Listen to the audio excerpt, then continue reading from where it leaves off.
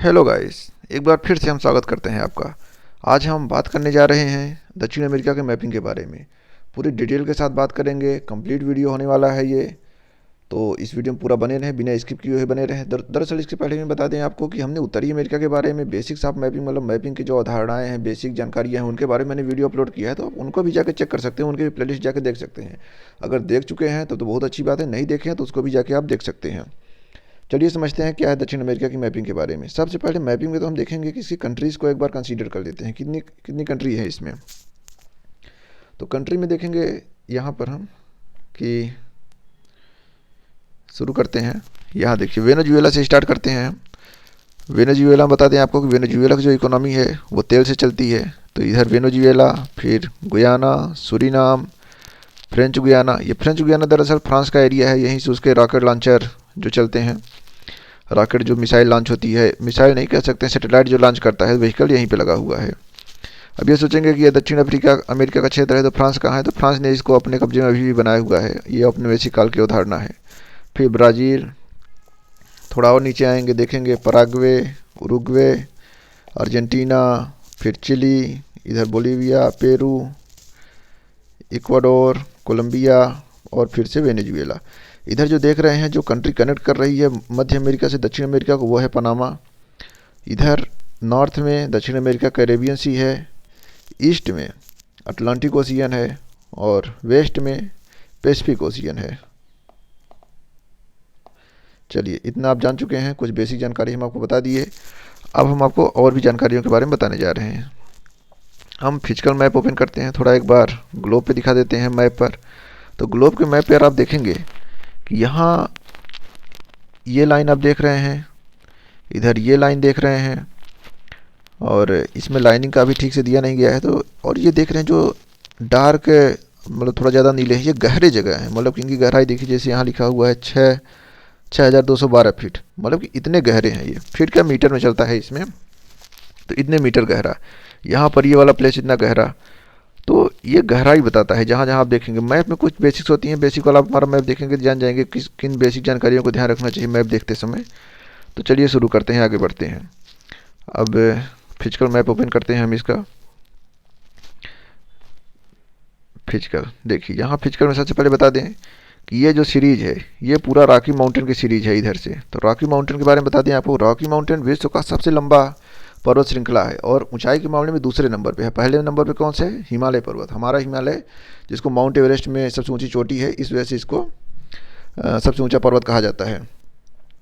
अब हम आगे बढ़ते हैं। आगे बढ़ने में देखेंगे दोस्तों कि यहाँ पर जो ये पर्वत है, हालांकि हम पर्वत के बारे में पढ़ाएंगे तो बहुत डिटेल से बताएंगे, लेकिन यहाँ जो पैसिफिक ओशियन की प्लेट है, प्रशांत महासागरीय प्लेट है और दक्षिण अमेरिका की प्लेट है, ये दोनों आपस में टकराने के बाद प्रशांत महासागर प्लेट का दक्षिण अमेरिका की प्लेट के नीचे सबमर्ज हुआ। तो क्या हुआ कि प्लेटों के टूटने की वजह से प्लेट अंदर घुस रही थी, जिसकी वजह से यहाँ पर ज्वालामुखी भूकंप के साथ साथ ये अन्य क्षेत्र भी पाए जाते हैं कि भूकंप ज्वालामुखी से बहुत प्रभावित एरिया है ये।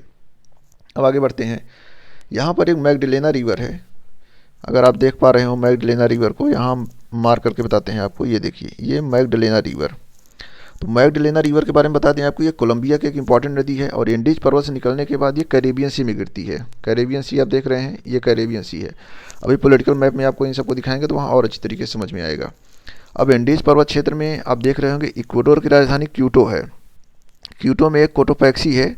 तो कोटोपैक्सी क्या है कि वर्ल्ड लेवल पर सबसे ऊंचा सक्रिय ज्वालामुखी पर्वत है, और यहीं पे जो चिम्बरेंजो है ये क्यूटो की सबसे ऊंची, मतलब इक्वाडोर की सबसे ऊंची चोटी है।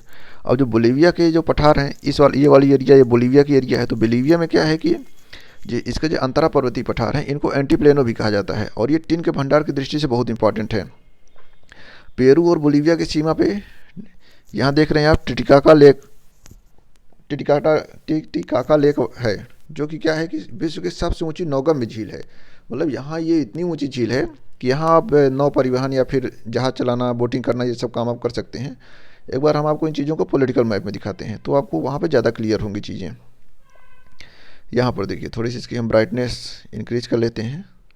अब देखिए, अभी जो हमने आपको बताया, क्यूटो दिखाया मैप पर, और यहाँ मैगडेलेना रिवर हमने दिखाया। देखिए मैगडेलेना रिवर इस तरह से जाती हुई यहाँ पर जाके गिरती है, कैरेबियन सी है ये, इधर कैरेबियन सी है। और एक प्लेस हमने आपको जो और बताया, ये कोलंबिया का एरिया है, कोलंबिया के अंतरा पर्वतीय पठार है, यहाँ पठारी एरिया है। तो ये सब चीज़ आप जान के चलिए। अब आगे बढ़ते हैं, देखते हैं। अभी हमने जो टिटिकाका लेक के बारे में बताया, तो ये देखिए टिटिकाका लेक है, तो पेरू और बोलीविया की सीमा पर अवेलेबल है। यहीं पर एक छोटी सी झील और आपको दिख रही है, ये वाली, ये लापाज पोपो झील है। पोपो झील के किनारे ही किनारे क्या कह सकते हैं, पास में लापाज शहर है, जो कि बोलीविया की राजधानी है।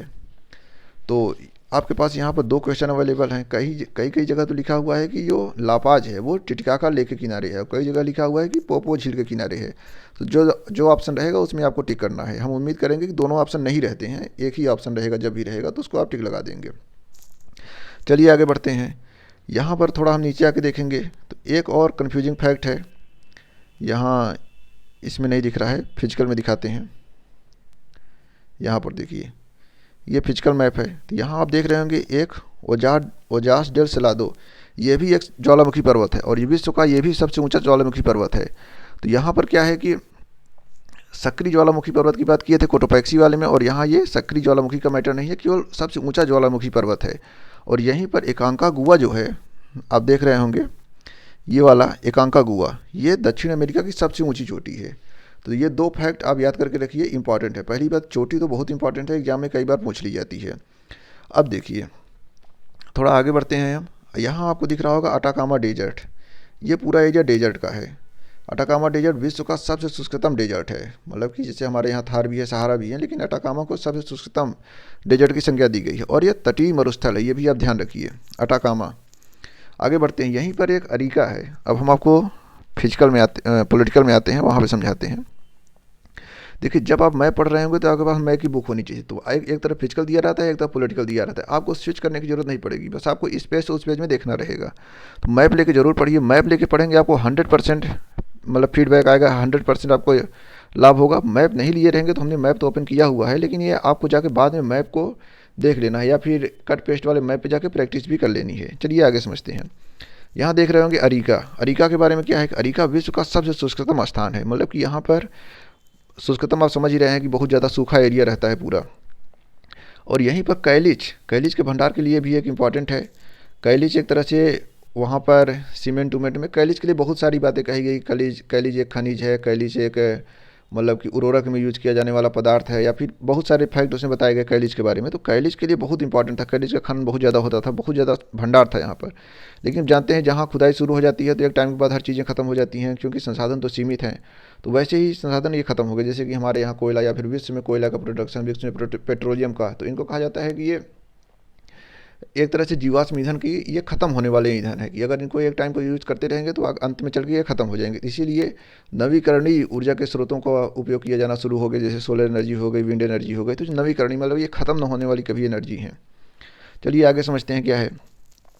तो जब यहाँ पूरा इसका खनन हो गया, पूरा एक तरह से भूत बन गया, पूरा खोद के रख दिया, कुछ रहने लायक नहीं रह गया, खाने पीने की सारा वो खत्म हो गया, तो इसको घोस्ट टाउन घोषित कर दिया गया। फिर आगे बढ़ते हैं।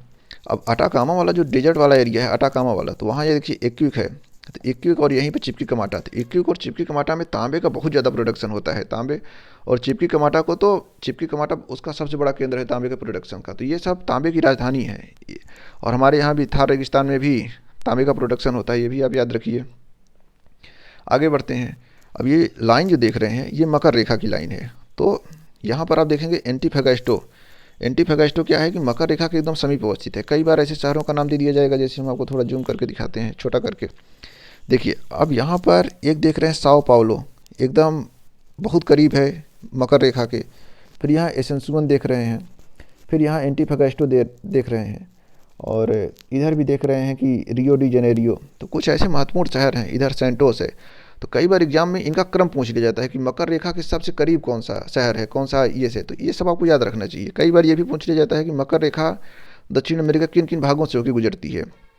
तो ये भी देख लीजिए, चिली से जाती है, अर्जेंटीना, इधर पराग्वे, और इधर ब्राज़ील। अब यहाँ ध्यान देने की जरूरत है कि उरुग्वे से नहीं जाती है, तो इस फैक्ट को याद रखिए। और बोलीविया से भी नहीं जाती है, इस फैक्ट को भी आपको जान के रखना है।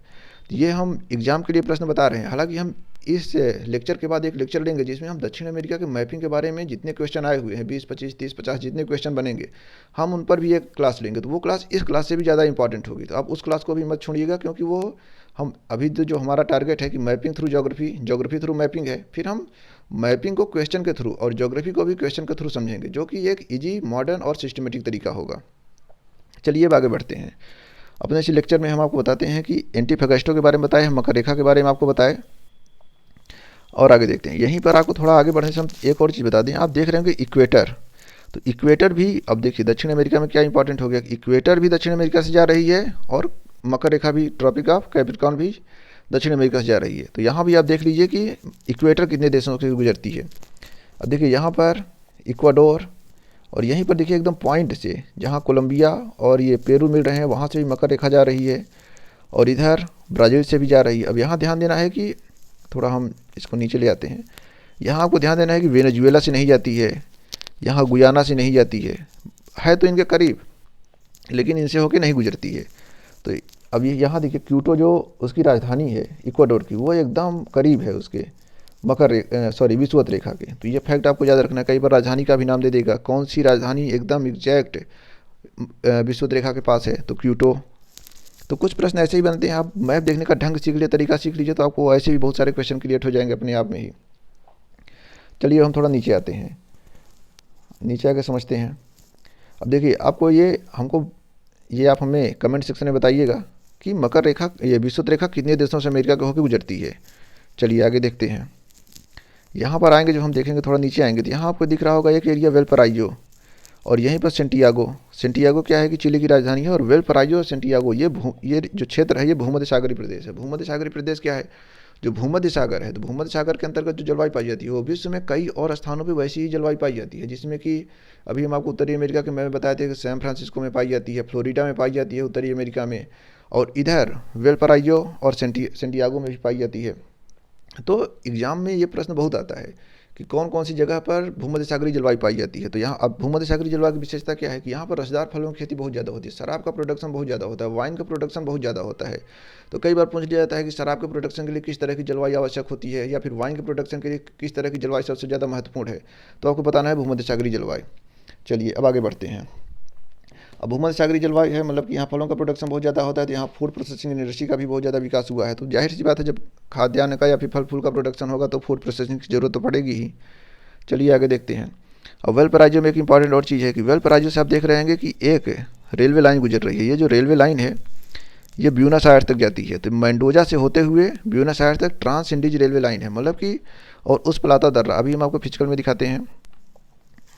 यहाँ पर आप फिजिकल में देखिए, ये तो ये पूरा तो पहाड़ी एरिया है, बहुत ऊंचा पठार है, बहुत ऊंचा पर्वत है, एंडीज पर्वत है, लेकिन इस पर्वत के बीचों बीच एक तरह से मान लीजिए कि मेंडोजा से होते हुए सेंटियागो से होते हुए रेलवे लाइन गुजारा गया ब्यूनस आयर्स तक। तो ट्रांस इंडीज रेलवे लाइन है, बहुत मुश्किल से, जैसे हमारे यहाँ कह दीजिए कि हम भारत से रेलवे लाइन नेपाल होते हुए तिब्बत तक पहुँचा दें, तो ये सब बहुत कठिन काम है। तो वैसे ही यहाँ पर किया गया कि ट्रांस इंडीज रेलवे लाइन बिछाया गया, उस प्लाता दर्रा से होते हुए मेंडोजा से होते हुए अर्जेंटीना के ब्यूनस आयर्स तक ले गए। अब हम थोड़ा नीचे आके देखते हैं। यहाँ पर हम आपको दिखाएंगे कि एक यहाँ आप देख रहे होंगे कि मैगलन स्ट्रेट क्या कर रही है। मैगलन स्ट्रेट अमेरिका को, ये दक्षिण अमेरिका को, ये टिएरा डेल फ्यूगा, ये पेनिनसुला टाइप का है, इससे अलग करती है, और जोड़ती किसको है, ये अटलांटिक है, इधर अटलांटिक ओशियन, और इधर है पैसिफिक ओशियन। तो पैसिफिक ओशियन को अटलांटिक ओशियन से जोड़ती भी है और इसको अलग करती है। मैगलन स्ट्रेट दक्षिण अमेरिका को मैगलन, ये टिएरा डेल फ्यूगा से अलग करती है। चलिए अब आगे समझते हैं मैगलन स्ट्रेट। अब ये, और हम आपको एक चीज़ बता दें यहाँ पर कि यहाँ अब पॉलिटिकल में चलते हैं फिर से एक बार, जहाँ कुछ चीज़ें स्पष्ट होंगी। और आपको यहाँ देखिए, यहाँ एक दिख रहा होगा प्यूंटा एरिनास और एक दिख रहा होगा ओइसियो। तो ओइसियो क्या है कि विश्व का दक्षिणतम डोमिसाइल वाला एरिया है, मतलब कि यहाँ आदिवासी क्षेत्र है, सबसे दक्षिण में लोग रहते हैं, तो वो ओइसियो है। और प्यूंटा एरिना ये है, आपके पास मैप सामने होगा तो वहाँ स्पष्ट लिखा होगा, हम लिख देते हैं, ये है प्यूंटा, लिख देते हैं इसको हम, हालांकि अभी किसी मैप में दिखा देंगे तो वहाँ आपको अच्छे समझ में आ जाएगा, यहाँ हम लिखेंगे आप कंफ्यूज हो जाएंगे। तो ओइसियो आप देखिए, एक मैप हम ओपन करते हैं यहाँ पे शायद ये लिखा हुआ है, ये देखिए यहाँ पर देख रहे हैं प्यूंटा अरिनास और ओइसियो। तो प्यूंटा अरिनास सिटी वाला एरिया है और ओइसियो नॉर्मल एरिया है, तो आदिवासी एरिया है और ये शहरी एरिया है। तो ये सबसे दक्षिणतम आदिवासी एरिया है और ये सबसे दक्षिणतम शहरी एरिया है। और यहीं पर केप हॉर्न आप देख रहे होंगे, ये एकदम लास्ट में केप हॉर्न है, तो ये दक्षिण अमेरिका का सुदूरतम पॉइंट है। तो कुछ फैक्ट्स उम्मीद करते हैं आपको पता चल गए होंगे।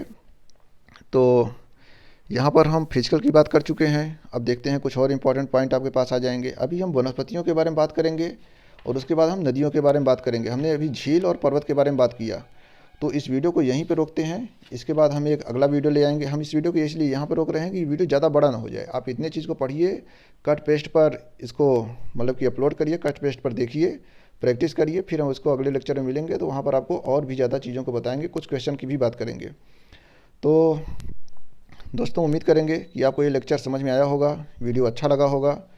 अगर आप इतनी देर तक देखे हैं तो इसके लिए आपको हम धन्यवाद देते हैं। अगर आपने हमारे चैनल को अभी तक सब्सक्राइब नहीं किया तो चैनल को सब्सक्राइब करें। सब्सक्राइब करने से क्या होगा, कमेंट सेक्शन में आप कमेंट कर पाएंगे, और जैसे ही हम अपलोड करेंगे, अगर आप नोटिफिकेशन बेल ही प्रेस करते हैं तो जैसे ही अपडेट्स डालेंगे, नई वीडियो डालेंगे, आपके पास नोटिफिकेशन तुरंत पहुंच जाएगा। तो आप सब्सक्राइब करके बेल आइकन को प्रेस करके रखिए, जिससे जैसे हम वीडियो अपलोड करें आपके पास नोटिफिकेशन पहुंच जाए। इस वीडियो को यहीं पर ख़त्म करते हैं। धन्यवाद। जय हिंद।